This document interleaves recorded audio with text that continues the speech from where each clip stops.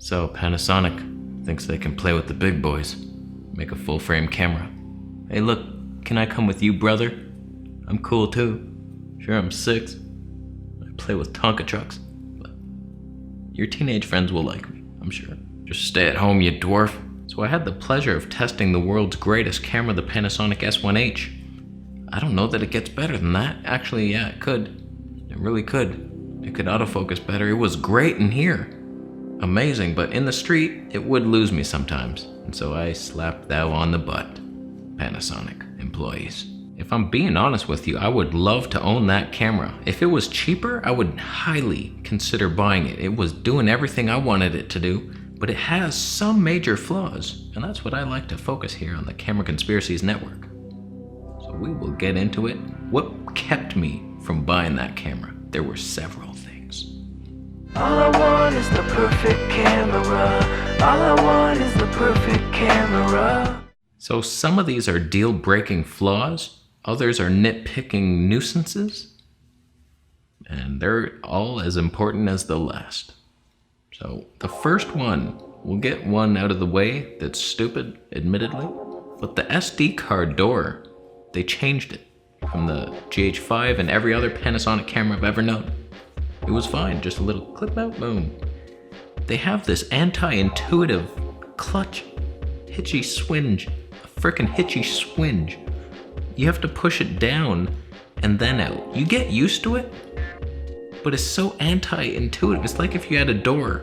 You're like, oh, what do? Just turn and then lift up and then out? Oh, okay.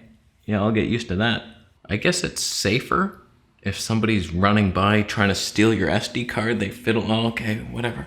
I guess if you're filming and people often bumped into your hand and that somehow backwards slid the SD card door open, I don't know. It's a stupid design. Flip down and out. You get used to it, but swear to God, you pull that shit again in my GH6. A similar complaint, and this one's actually worse. The mode dial cannot be unlocked. You have to press it while turning it. You need 3 fingers, a thumb and middle finger deception, while you press. What am I, a woodpecker? What planet do you think I was born on? If I had like only 3 fingers, I could use them all. Personally, I'm fine with no lock or the switchy lock that can either click down and then it's locked, or it can click up and it's always unlocked. The next ridiculous thing is the battery charger. I couldn't believe this thing. I was like, is this all part of the charger? My GH5S has a little thing. It's a square, you plug the battery in, then the USB thing goes into your other thing. I took pictures of this next to the other one, and I'm 99% sure I deleted the files, along with another video. I forgot they were in that folder, so that's fun, good times. But you'll have to envision this. It's like a 3-piece system of wires. Got like this honking thing, and then that plugs into this big thing, and then you got another cord plugging into another thing. It's like a 3, it's way too much. It's 3 too many. Just one little thing. How powerful is that battery? It needs a Honda accelerator? Do those exist? I want one. I'll buy one. Now we're getting into the more serious stuff that actually like is deal-breaking territory, for me at least, my hobo ass. The H.265 files. Oh, I hate those. I can't play them on my version of whatever it is I use. Wherever I got it, nobody really knows, but I can't play it. It's not up to date, whatever I do. What? What do you do? So I'm either gonna have to switch over to DaVinci Resolve or something to play these files because I can't edit them, so I have to convert them. That takes time. I don't have time for that. And the quality suffers a bit. So then I'm trying to do these comparison. Oh, look at this. Like the Samsung NX1. All those files I have to convert. So the Panasonic S1H, their slow motion, the 120p that uses autofocus and audio is in H.265 only. So I had to convert that. And that hurts. And a lot of the 4K files are in that as well. It's like, just stick it up the 264 hole of life. And that's where I'll be. Just making a sandwich in there. What do you want on yours? Nutella? It's not healthy, but I get it. It's yummy. My uncle used to make that for me. He's Italian. That's what they do. Let's face it, H.265 is the future, not the now. We're in the now. It's the better format. It's half the file size of regular H.264. But ain't nobody got time for that. I can't even run it. So get a life. And it's ruining my life. I am going to review this soon and pit it against the Samsung if I can ever figure out how to use it.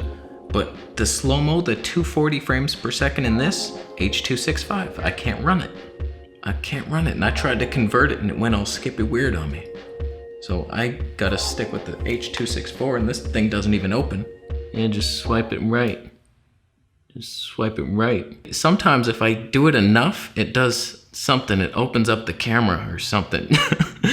And then it does that. Hey, look at us. Oh, this is art. Oh, look at the art. So artistic right now. How do I live? But you can't like press record or anything. Another downside to the S1H and the whole system, the L-mount alliance of life. They're heavy, they're fat, they're obese. I got nothing wrong with fat people. I got nothing against them. I like them, I hug them sometimes on the street. They wonder why, but not in a camera. It should be light. It's just so heavy, I fear for my tripod's life, although I do use K&F Concept tripods, and they never break, so. They're not sponsoring the video, you don't have to do this. Oh boy. But the S1H with that 50mm 1.4 lens was the most ridiculous thing I've ever held in my life, and I've held babies. It was heavier than a baby, like a 4-week-old one. Shouldn't have even been a baby anymore. And that brings us to the lens lineup.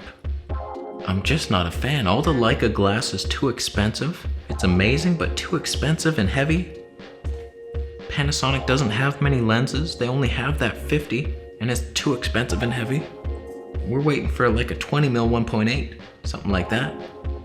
That's my dream lens. Watch me try it and hate it. I'm talking shit over here. I don't know. It's so different when you try something. You think you see something, oh, that could be good. Until you have hands-on. You don't know life. If Sigma starts developing lenses, they're supposed to be part of that alliance. I think they do have some, but that might be their only hope. But I don't know how their autofocus is gonna handle it. Will it work? They are a part of the same mount, but are they really getting along? Because the Panasonic, it lens, oh my god, why? The 50mm lens focused really well, in here at least. In here, in good light. When I did that darkness LUT thing, then it struggled real hard. But in good light, it focused. I would trust it completely. 100% just doing this kind of video and going in and out and doing weird shit. 100%. Panasonic S1H, better than Canon dual pixel autofocus. Canon, you're a geek.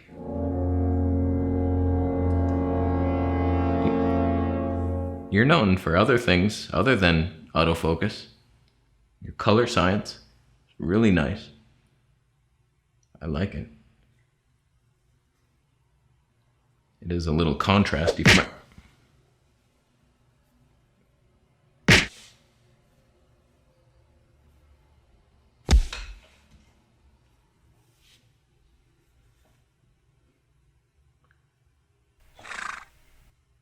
You just let him do it. I know he's terrifying, but you have the power to stop him. I believe in you. You can do it. Just don't go in focus. Oh man, how many lives does he have? So I don't know, it was a really good camera. I enjoyed using it. It was fantastic for a studio setting. I would just never bring it anywhere, ever. It was just too heavy, too bulky, too big, too massive. People were looking at me. They looked. But quality-wise, it's unrivaled. I got so many comments saying this is the best video your channel has ever produced. Look-wise. Like you've reached it. You've reached the pinnacle, holy shit. And it was better, and I noticed like the window was less that. It was less bright. Well, you can see brick today. Wow, look at that. We're slightly overcast. Thank you, rain gods. But it looked nice, that highlight roll-off, they say. Pleasing highlights that are smoother and not so like purple fringe up in that bitch. So Panasonic, you did well. I'm curious to see what you got in the oven. The GH6, we'll see. We just need some phase detection in there. I know they're pretty sold on that contrast. They did it. They made it work somewhat, but not in all situations. You can't vlog with that thing, and it's too heavy to break your arm. So, I think we're done. We're done here. Thank you so much for buying a Camera Conspiracy shirt and a Canon Cripple Hammer shirt. Soon, maybe a Panasonic Pony of Hope shirt. It'll be blurry. The blurred and non-blurred edition. Wow. Alright, we're done. Subscribe for more videos, and I'll see you in the next one.